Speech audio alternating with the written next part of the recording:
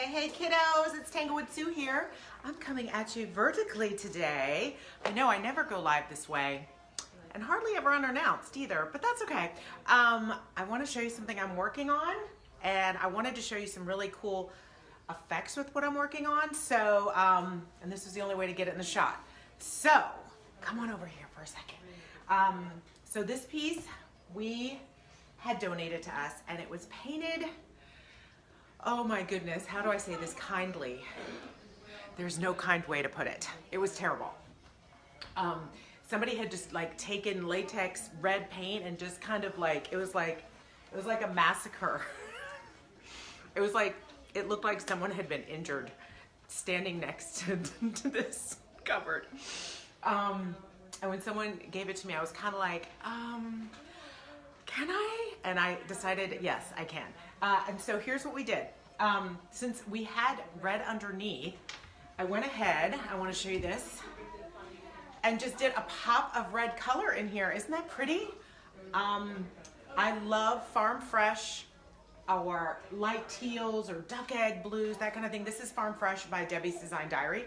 But I love these kind of muted blue tones with a pop of a primary color. I just think there's just something magical when you do kind of a muted tone and a primary color against it.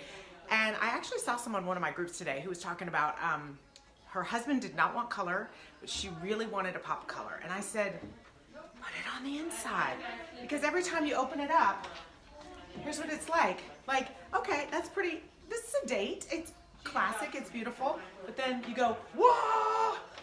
Every time you open, you get a little burst of happy. So that's what I recommend, you guys. If you are not sure if you want to do that crazy color on the outside, do it on the inside. Okay, so that's what I did. Bright red on the inside. I also, let me tell you a hint. When you're buying these chalk and clay-based paints, don't use them on the back. I always paint the back because I'm in a store and you're always going to see the back. Now, a lot of people aren't going to paint the back because it's going to be against their wall or something like that. But use your oops paint. Don't use your fancy paint. Use your oops paint on the inside and on the back, all right? And you're like, Sue, but you're supposed to use chalk paint and da-da. Okay, we can make it. Make your own chalk paint. Actually, this month we are making our own chalk paint in my group. Hey kiddos, hello T from Australia. Oh my goodness, Andy! Long time no see, girlfriend. So I'm gonna pull you guys forward because I want to show you the magic of Debis DIY paint. Because I did not prime over the red. I left the red because we're gonna pull the red back out again. We're gonna pull it back out, okay? How are we gonna do that? Well, so far, Debis DIY Diary paint is the only paint I have figured out that I can do this with. Now, I've heard there are other paints. I've heard. Maybe Wise Owl, not Dixie Belle, although I love Dixie Belle, where you can paint this. I painted this like a week ago, and I can come back and pull the paint off. Saudi Daisy. Saudi Daisy. That's a stage name. Saudi Daisy. I love it. So you can come back, and I'm going to show you how I'm going to pull this red back out again from underneath, because Debis paint is not done until it's done. It's not done until you put your top coat on, whether it's your glaze or your chalk, your wax, excuse me, or your polyurethane, whatever you choose to do. At this point in time, you can still mess with it. You can still play with it. I wouldn't wait like 3 months. This might harden by then, but you're definitely gonna be able, I'm gonna move you forward. You're definitely gonna be able to keep playing with this for a while.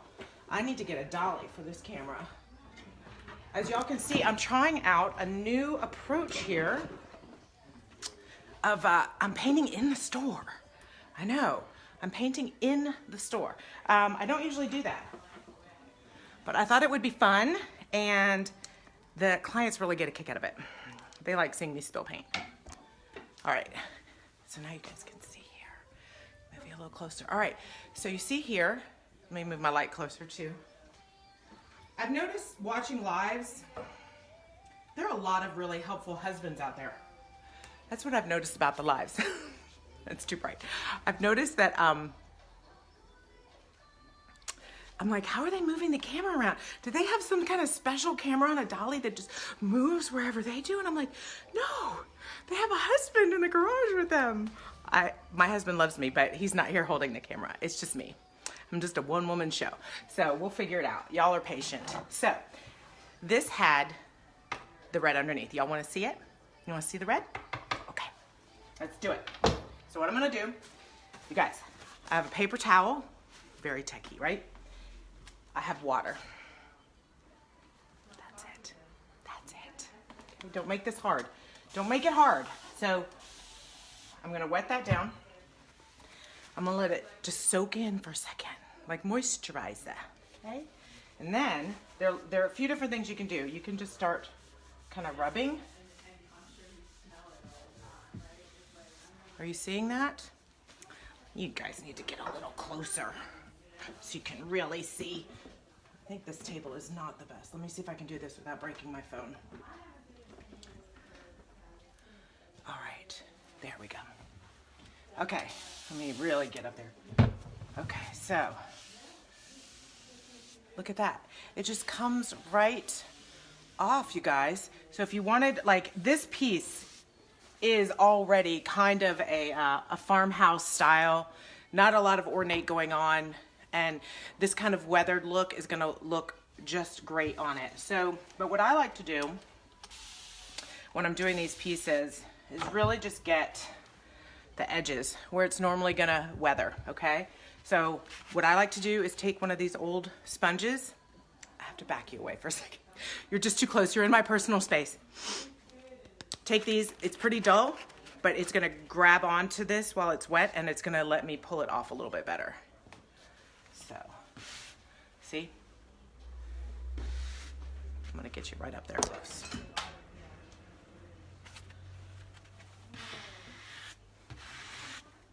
You see that? And I'm also getting down to some of the white that was there as well, okay? So what I like to do is just kind of go up to these spaces here. So when people say to me, Sue, it was already painted a color, I ask them what color it was painted, and then I try to choose the top color based on that. So knowing that this was already red, to me it's a no-brainer that we would do this kind of blue color. Now, you can also just kind of go flat against here and pull. You can get as much or as little as you want. See how that's coming off? And then you can just kind of wipe that off. All right, so always stand back though. Stand back and look at what you're doing. Make sure it kind of has a natural flow to it. Let me pull you back a little bit now. Okay, so we don't want to do too many little leopard spots is what I call them. We don't want leopard spots. You don't want it like, oh, let's just go all over here a little manic. You want it to wear where it would normally wear. And I'm liking a little bit here. So I'm going to do, I let that kind of soak in, okay? And then sometimes if you're going too far and you're going straight through that secondary color, just go a little lighter. Or try something else. You can try like a spatula. You know, you can kind of scrape a little bit and see what you get. This is like a little artist tool, and I'm just kind of gonna pull it, because this is what you're getting. We're working with clay. That's why I love this paint. I can put it on, I can take it off, I can turn it into mud, I can roll around in it, I can do whatever I want, okay? But I can kind of scrape it here and get a different kind of pull off. See how I got that a little bit more defined, okay? So that's just a little hint I wanted to show you guys today. There we go.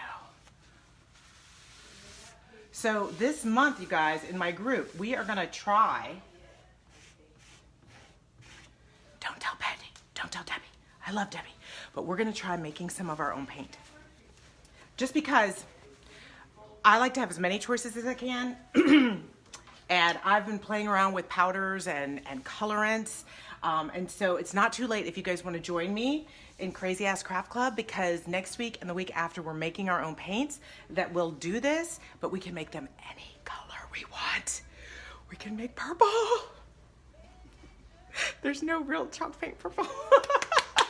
So that's gonna be my first color. Anyway, so if you guys message me on here if you are interested, and I'll send you some information. Love to get you guys on there. We're also doing a freebie series. I'm doing a 4-part freebie series. That's it, freebie series. On a piece that I'm gonna do a mermaid finish. I was kind of like, oh, the mermaid thing. I don't follow the trends. But then all of a sudden, I was painting this piece for a custom client, and I realized I was totally making a mermaid piece. And I had to look back and go, oh my God, we are so easily influenced. It's totally mermaid down to the shimmer. So I just had to get over myself, and I'm gonna teach you a 4-part mermaid series, all right? So anyway, what are you guys thinking? You like it? So here's the next thing I wanna do. I wanna maybe add a little bit more color, just a little bit. So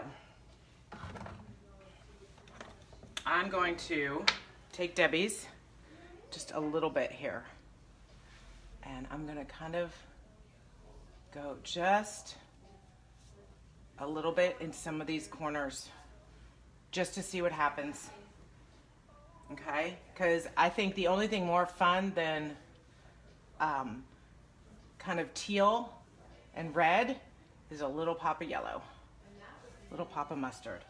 And then we can still play with that too. I invite you guys to try whatever implements you can and reinvent them in your mind. A fork, a knife. Be better than me and don't take it out of your kitchen utensils. Nick, hello my darling. Look at everything you have that has texture. This is some kind of spreader. I don't know what it was for. I don't remember how I ordered it, but I know that if I put a little bit of paint on it,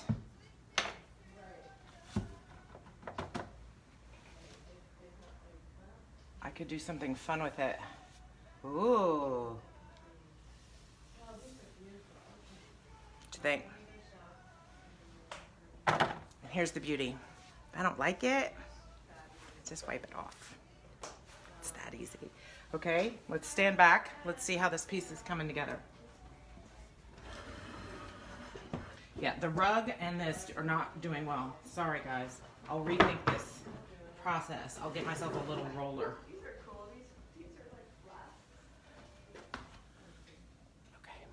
All right, what do you guys think? I know, I do too. I love the mermaid now. Invited friends. Betty, you always invite friends. I love that you invite friends. I'm just doing a quickie. I hope your friends get here before my party's over. Just doing a little quickie. All right, so we've got the red showing. We got a little pop of this gold. I'll have to see. I'm gonna do the whole thing and then really decide if I wanna keep the gold on there. But I know that I'm really liking having the red come out.